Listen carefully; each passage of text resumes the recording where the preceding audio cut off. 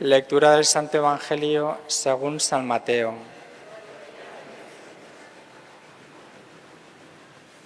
En aquel tiempo le llevaron a Jesús un endemoniado mudo, y después de echar al demonio, el mudo habló.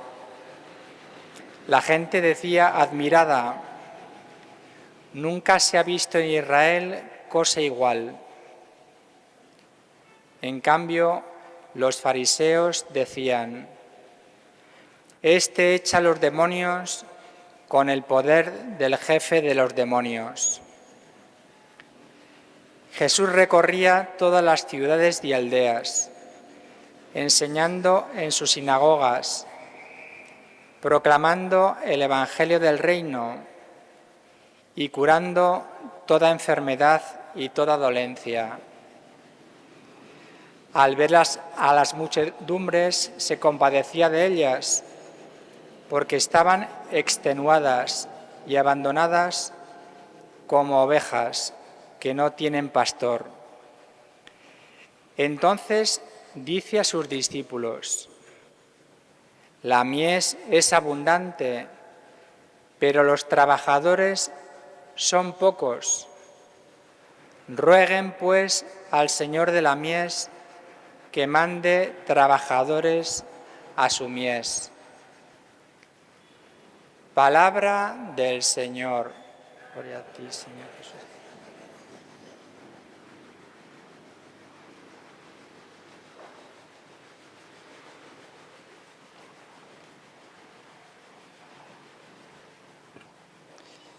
Queridos Padre Borja, Padre José Antonio, siempre que vienen sacerdotes de fuera, yo les ofrezco que prediquen, pero claro, vienen cansados y lo entiendo. El Padre José Antonio viene de las 12 horas, 11 horas, que es el vuelo desde Madrid a Lima, más venir hasta acá, y el Padre Borja no tantas, pero viene desde Picota, entonces agradecen hoy descansar y sentarse, y yo lo entiendo.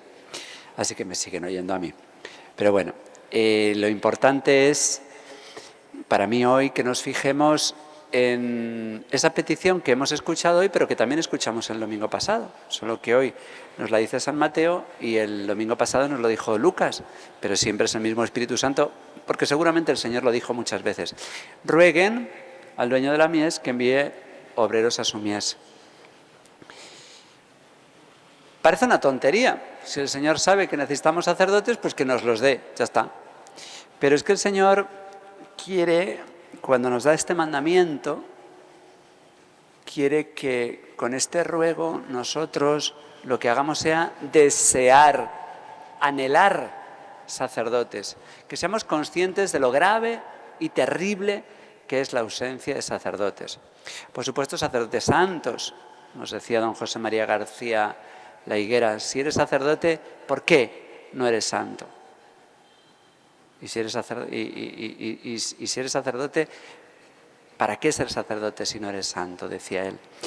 Pues necesitamos sacerdotes porque nuestra religión es una religión sacramental. Nuestra religión, que es la única verdadera, es sacramental. Eso significa que necesitamos sacerdotes muy cercanos físicamente a nosotros. Porque en los lugares donde no hay sacerdotes, como veíamos el otro día cuando hablábamos de los japoneses, del padre Petillán, que cuando llega habían estado 250 años sin sacerdotes y los anhelaban, no vivían como si nada. Y sí, siguieron manteniendo la fe, lo cual es muy difícil y fue un milagro, porque la mantuvieron sin la Santa Misa, sin la absolución sacramental. Lo que pasa es que Dios sabe ir por otros medios, pero no es lo normal, y ellos lo anhelaban. Y cuando llegaron el padre Petillán y los primeros sacerdotes franceses, después de 2 siglos y medio de exilio, pues les sometieron al examen. ¿Dónde tiene la imagen de la Virgen María? ¿Cómo se llama el rey de la Iglesia de Roma? Decían ellos. ¿Cómo se llama el Papa? Y ¿tienen ustedes hijos? ¿Son célibes? Ese era el examen para probar que se habían ido enseñando década tras década, durante 2 siglos y medio, para reconocer un verdadero sacerdote de Jesucristo, un verdadero sacerdote católico. Esas eran las 3 preguntas que hacían. Anhelaban los sacerdotes. Y nosotros quizás estamos muy acostumbrados. Yo siempre digo que en Moyobamba es uno de los lugares más fáciles para confesar. Hoy precisamente no hay confesor, pero habitualmente ustedes miran para atrás y ahí tienen un confesor. Qué fácil es, y parece que en todos los sitios es igual. Pero a mí me gusta cuando ustedes se van a Lima y a otros sitios, no me gusta, pero me gusta que se dan cuenta de que no es tan fácil encontrar un confesor. No es tan fácil encontrar la misa cercana. En Moyobamba yo siempre digo que no hay distancias, pero esta parroquia tiene 60 comunidades rurales y hay gente que no puede ir a misa todos los días, se tiene que conformar con la misa en la televisión, que no es para los que están enfermos o para los que realmente no pueden ir a misa, pero no sustituye para nada en absoluto la Santa Misa. Primero porque no podemos comulgar y segundo porque tenemos la obligación, si nos es relativamente posible, ir a misa. Como esos sirios que el día del Corpus fueron a misa sabiendo que los podían matar, como de hecho lo hicieron. Entró un loco musulmán, disparó y se autoinmoló con una bomba. Y esa gente sabía que podían morir ellos, sus hijos, sus esposas, y fueron a misa, porque valoraban el sacerdocio. Nosotros estamos muy acostumbrados y quizás nos creemos que los sacerdotes caen del cielo. Y el Señor nos dice, rueguen por ellos. Si no tuviéramos la adoración y el respeto que tenemos al Señor, le podíamos preguntar, ¿y por qué no nos los mandas? ¿Por qué tienes que esperar a que recemos? A veces los apóstoles le hablaban así porque todavía no habían recibido el Espíritu Santo. Pero el Señor quiere hacer una especie de batalla, de guerra con nosotros, de pelea, como la que hoy hemos visto que hace con Jacob. Él finge, se pone al nivel de Jacob y lucha con él, pero evidentemente le deja herido. Pero quiere que hagamos esa pelea, como hemos dicho en el Salmo. Yo con mi apelación vengo a tu presencia, Señor. Y te imploro, sacerdotes. ¿Por qué? Porque la petición habitual es fuente de deseo. Cuando yo pido una cosa, muchas veces la deseo. A un niño a quien pide una cosa y enseguida se le compra, no la valora. Un niño pide una cosa y la vuelve a pedir y se le dice que si se esfuerza y saca buenas notas, se le dará. Y entonces el día que se le compre, la valorará. El Señor quiere que valoremos la cercanía de nuestros sacerdotes y que la pidamos. Y que veamos como un drama que haya pocos sacerdotes. Como un drama. Porque hoy en la Iglesia hay una especie de falta de examen de conciencia. He oído majaderías, y peor que majaderías tan grandes como decir, bueno, es que ha llegado la hora de los laicos y ahora son los laicos los que tienen que evangelizar y es que estamos muy clericalizados. Es terrible la ceguera que hay en tantos sectores de la Iglesia que no nos damos cuenta de que es un drama que no haya sacerdotes y que hagamos examen de conciencia. ¿Por qué no hay sacerdotes? No es porque el Señor, sí hay sacerdotes, pero ¿por qué no hay todos los que debería haber? Pues porque no hacemos examen de conciencia. Los primeros culpables somos los propios sacerdotes, porque con mucha frecuencia no llevamos una vida suficientemente exigente y suficientemente santa como para que los niños y los jóvenes, varones, que nos vean, porque ya está terminado el debate de si las mujeres pueden ser sacerdotes. Quien lo quiera tener es porque no cree en la infalibilidad papal, que ahí sí es infalible el Papa, no en todo lo que dice en un avión, pero cuando un Papa como Juan Pablo II dice, o como quien sea, dice de modo definitivo que la Iglesia no tiene autoridad para ordenar mujeres, eso ya no es debatible, es perder el tiempo. ¿Por qué no hay mujeres sacerdotes? Pues porque Dios no lo ha querido así, no porque pues seguramente lo harían mucho mejor y la Virgen sería un gran sacerdote, pero no. ¿Pero por qué no hay sacerdotes? Pues en gran medida porque los sacerdotes no somos santos, porque si los niños y los jóvenes nos mirasen y viesen que nuestra vida es sobrenatural, nos tenemos que preguntar si para llevar la vida que llevamos hace falta vocación, hace falta la gracia de Dios, o vivimos como los demás, como solterones. Entonces, somos los primeros culpables, pero es una culpabilidad compartida. Por supuesto que el hecho de que no haya familias numerosas es muy determinante. Cuando las familias eran generosas, cuando las familias no tenían miedo a Dios, a su voluntad, cuando veían que Dios todo lo hace bien y cuando nos exige es para darnos más, pues cuando una familia solo tiene un hijo, le es más difícil, primero, educarlo en la generosidad y segundo, ser generosos ellos, porque cuesta más y nos planteamos a los hijos como los que nos tienen que cuidar a nosotros. Cuando había familias numerosas era más fácil ser desprendido y concebir y entender que es un milagro educar a muchos niños y que del milagro se vive y que a Dios hay que serle agradecido y hay que entregarle lo que Él pida. Y por eso tenemos que pedir al Señor también familias numerosas, tenemos que pedir matrimonios estables. Es difícil, no es imposible, pero es difícil que salga un niño, un joven generoso, estable, suficientemente sacrificado como para dejarlo todo, ir al seminario, cuando no ha aprendido la estabilidad de sus padres, cuando no ha aprendido la fidelidad de sus padres, cuando ha visto el capricho de hoy te quiero y mañana no. Y es difícil que de familias rotas salgan sacerdotes, aunque hay excepciones maravillosas, pero no es fácil. Entonces, todos tenemos que hacer examen de conciencia y ver qué podemos hacer. Un día escuchaba yo a un sacerdote que se quejaba porque los niños ya no juegan a decir misa. Aquí normalmente viene un niño, que no veo ahora, que juega a decir misa. Pero no quiere decir que vaya a ser sacerdote, pero era un juego habitual en niños que, pues los niños hacen lo que ven en los mayores. Ahora las niñas no tienen muñecas, ahora las niñas no peinan muñecas, no las visten, ahora las niñas no quieren tener hijos porque escuchan antes no querían tener maridos porque escuchaban a sus madres que era horrible casarse y ahora no quieren tener hijos, es un drama, es un drama. Yo escucho a las niñas, a las buenas, a las infancias misioneras, a las que vienen a catequesis, no quieren tener hijos porque escuchan a sus madres que es horrible ser madre. Es terrible lo que les estamos transmitiendo. Los niños hacen lo que ven en los mayores y cuando ven que los mayores la misa les entusiasma y viven de ella, pues es normal que haya niños que juegan a celebrar misa. Mi abuelo, que no fue sacerdote obviamente y que tuvo 9 hijos, guardamos en casa unas casullas que le hicieron sus, no sé quién, sus padres, sus tíos, para que jugara a celebrar misa. Pues él no fue sacerdote, tuvo 9 hijos, ninguno sacerdote, pero tiene un nieto sacerdote y pronto tendrá un bisnieto sacerdote, si Dios quiere, que está en el seminario. Pues claro, los niños hacen lo que ven y entonces se quejaba este sacerdote de que los niños no juegan a celebrar misa. Y hay que añadir, los niños no es que no jueguen a celebrar misa, los niños es que no juegan ya, tanto el día de la pantalla. Yo me aterro.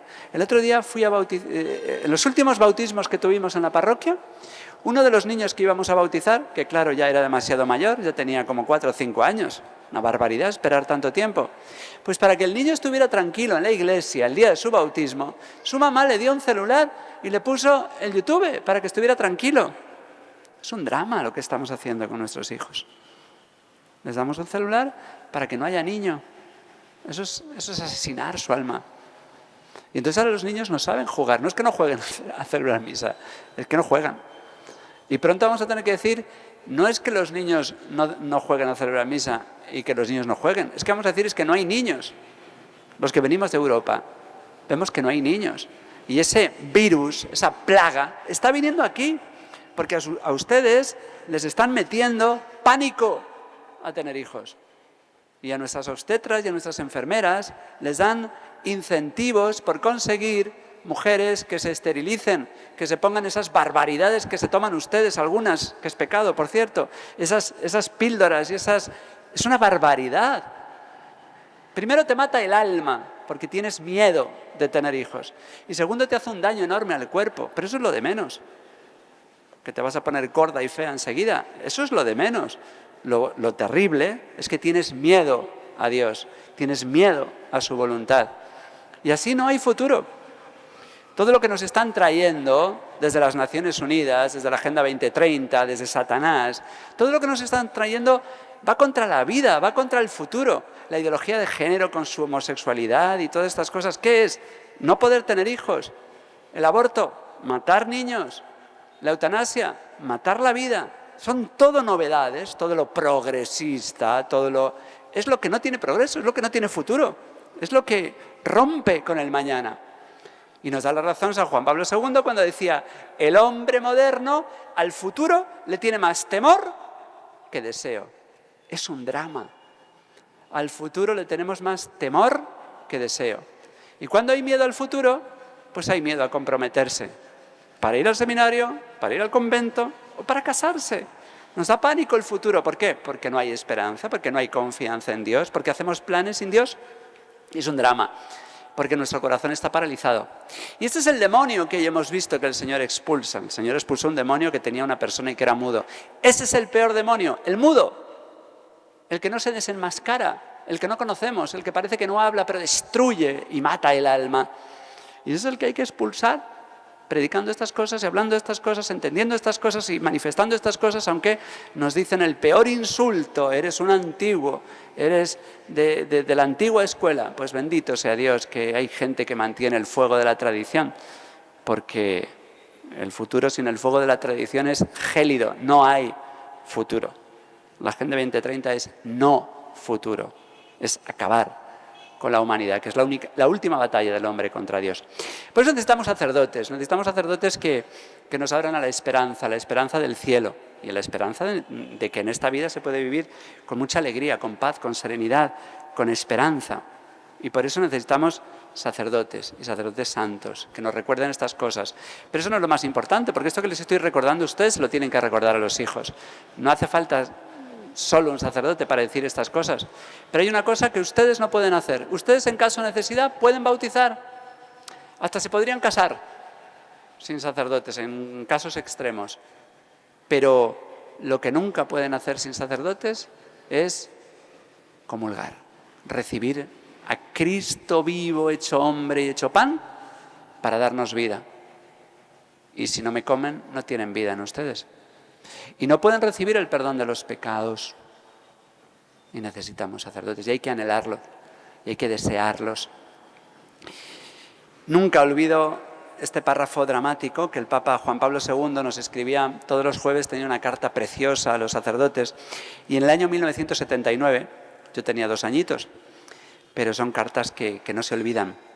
Dice, piensen en los lugares donde esperan con ansia al sacerdote.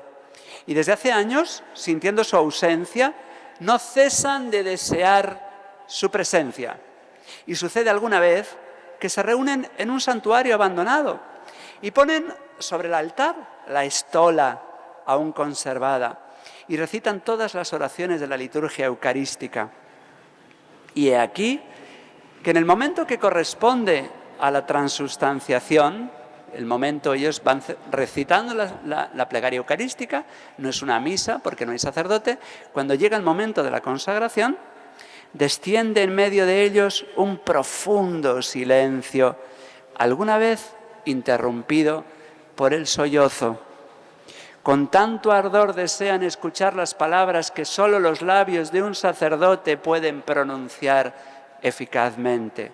Tan vivamente desean la comunión eucarística, de la que únicamente en virtud del ministerio sacerdotal pueden participar. Este es el anhelo, este es el deseo que quiere poner Jesús en nuestro corazón. Si rezamos así y así pedimos sacerdotes, el Señor nos los dará. Se llenarán nuestros seminarios, pero hemos de anhelarlos, no pedirlo mecánicamente, anhelar, desear sacerdotes. Allá por los años 70, España era un desierto de sacerdotes por las experiencias terribles que se realizaron en el posconcilio, no por culpa del concilio, sino porque los curas leían el concilio en los periódicos, y se hicieron todo tipo de pruebas, los seminaristas yendo a las discotecas y probando experiencias de todo tipo.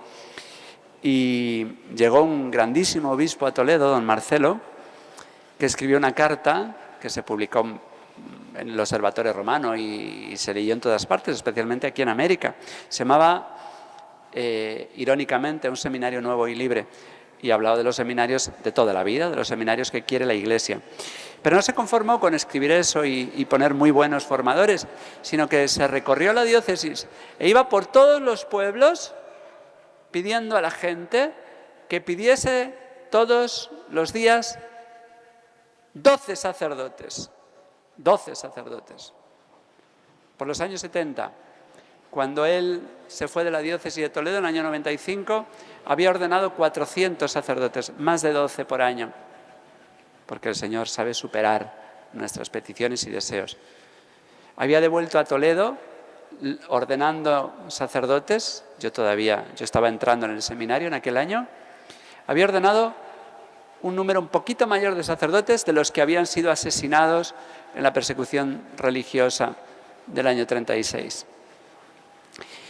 Esto es fe, esto es confianza y nos toca a todos, los sacerdotes exigiéndonos más y siendo más santos, y a ustedes anhelándolos, rezando, teniendo hijos, educándoles en el amor y el aprecio del sacerdocio, educándoles en la oración para abrirse a la voluntad de Dios, para que el Señor nos mande lo que está deseando mandarnos. Sacerdotes, muchos y santos sacerdotes.